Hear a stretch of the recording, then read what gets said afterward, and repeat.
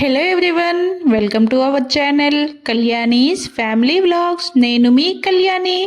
చూస్తున్నారు కదా, ఈరోజు మంచి మటన్ రెసిపీతో అయితే మేము ముందుకు వచ్చేసాను. ఇది అలాంటి మటన్ కర్రీ కాదు, all over India famous mutton curry, Champaran mutton curry అనమాట.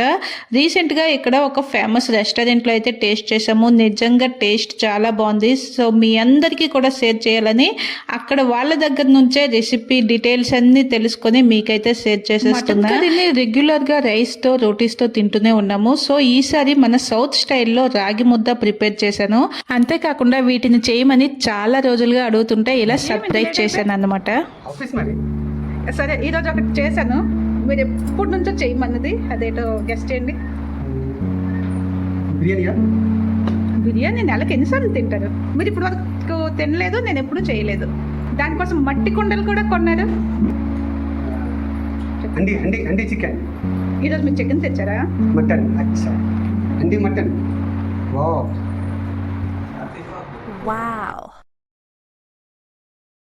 ఆహా, ఈ నార్త్ ప్లస్ సౌత్ కాంబినేషన్ నిజంగా చాలా బాగుంది.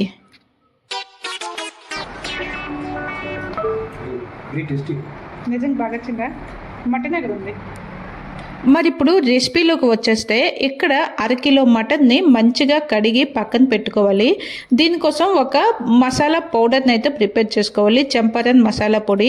దీనికోసం ముందుగా ఒక ప్యాన్ని స్టవ్ పైన పెట్టుకొని కొంచెం వేడైన తర్వాత దాంట్లో జాజికాయ, అనాస పువ్వు, దాల్చిన చెక్క, ఇలాచీలు, లవంగి, ఒక 4-5 మిరియాలు, కొంచెం బిర్యానీ ఆకులు, అలాగే 1 టేబుల్ స్పూన్ జీలకర్ర, 1 టేబుల్ స్పూన్ సోంపు, అలాగే 1 టేబుల్ స్పూన్ ధనియాలు, కొంచెం అంతా 3-4 ఎండుమిరపకాయలు, చిన్న అల్లం ముక్క.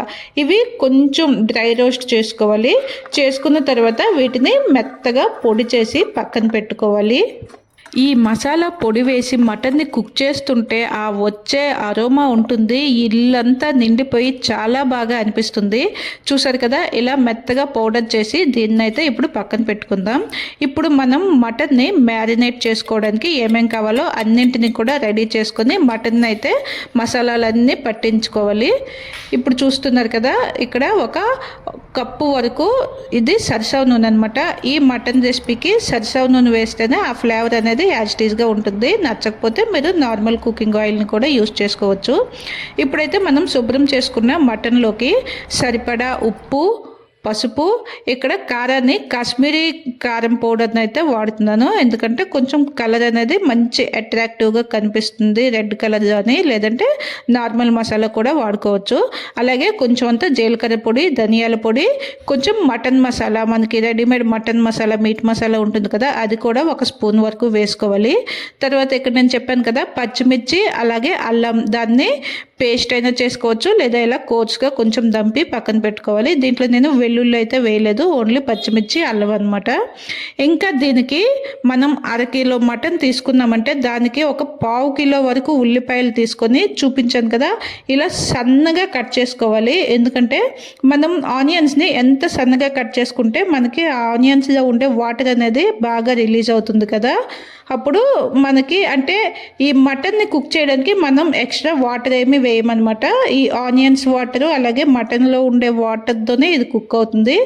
చూసారు కదా, ఇలా కట్ చేసుకున్న ఉల్లిపాయలు వేసిన తర్వాత మనం ముందుగా సరిసవ నూనెని వేడి చేసి పెట్టుకున్నాం కదా, ఆ 1 కప్పు సరిసవ నూనెలోనే 1/2 కప్పు వరకు ఇప్పుడైతే మనం మటన్లో వేసుకొని మటన్ని మంచిగా చేతులతో ఆ మసాలాలన్నీ కూడా పట్టేలాగా, అలాగే ఆనియన్స్ని కొంచెం గట్టిగా నొక్కుంటూ వాటిని కలపాలన్నమాట. అప్పుడు మనకి ఆనియన్స్లో ఉండే వాటర్ అనేది వస్తుంది కదా, గట్టిగా పిండామంటే అలా మంచిగా బాగా మిక్స్ చేసుకోవాలి.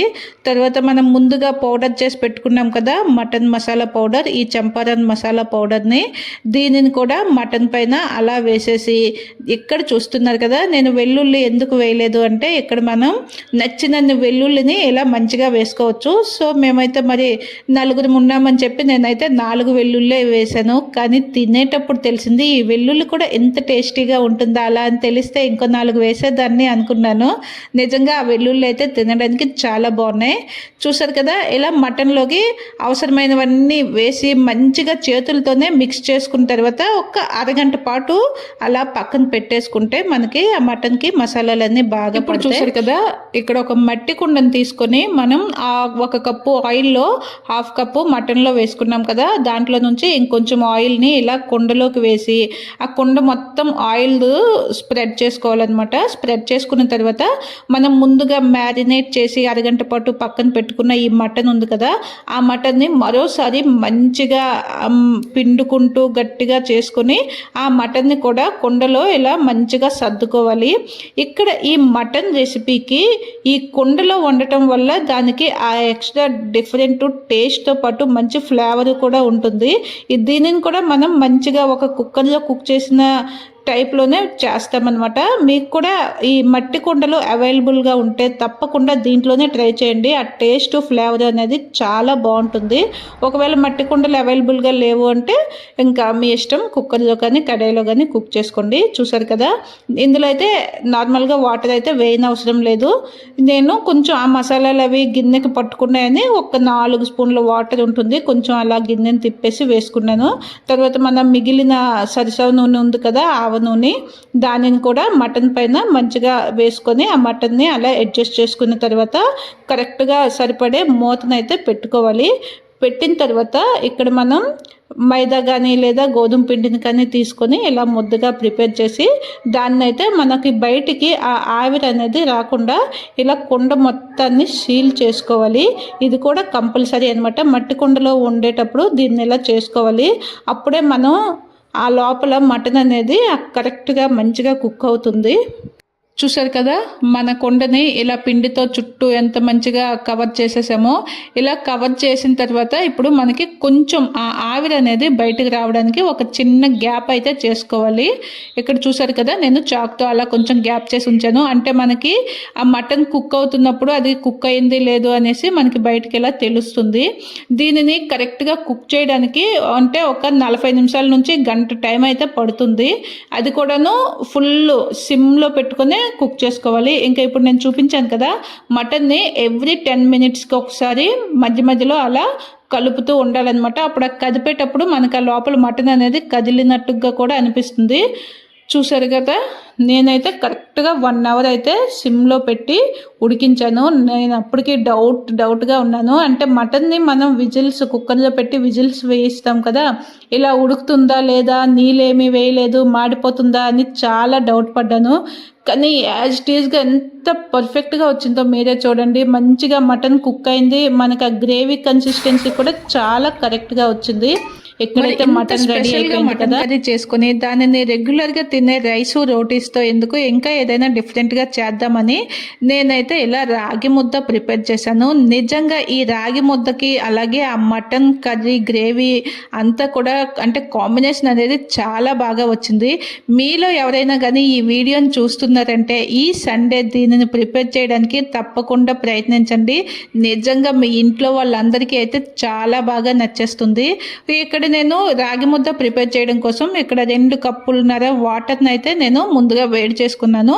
దాంట్లో టేస్ట్కి సరిపడా కొంచెం అంత ఉప్పు అలాగే 1 స్పూను నెయ్యి వేసుకుని తర్వాత దీంట్లోకే అంటే వాటర్ మంచిగా మరిగిన తర్వాత దీంట్లో 1 కప్పు వరకు రాగి పిండిని అయితే వేసుకొని చూస్తున్నారు కదా, సిమ్లో పెట్టుకొని దానిని అలా కంటిన్యూస్గా ముద్దగా అయ్యే వరకు బాగా మిక్స్ చేసుకున్నాను అనమాట.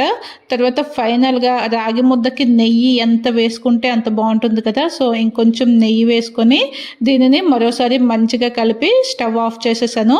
అది కొంచెం చల్లగా అయిన తర్వాత ఇలా ముద్దలుగా ప్రిపేర్ చేసుకున్నాను అనమాట. ఇది కూడా చాలా బాగుంది. ఇంకా రెండింటి కాంబినేషన్ అయితే చాలా బాగుంది. తప్పకుండా ట్రై చేయండి. మీకైతే అప్రిషియేషన్ గ్యారెంటీ. ఈ సండే ట్రై చేసి ఎలా వచ్చిందో కామెంట్ చేయండి. Thank you for watching.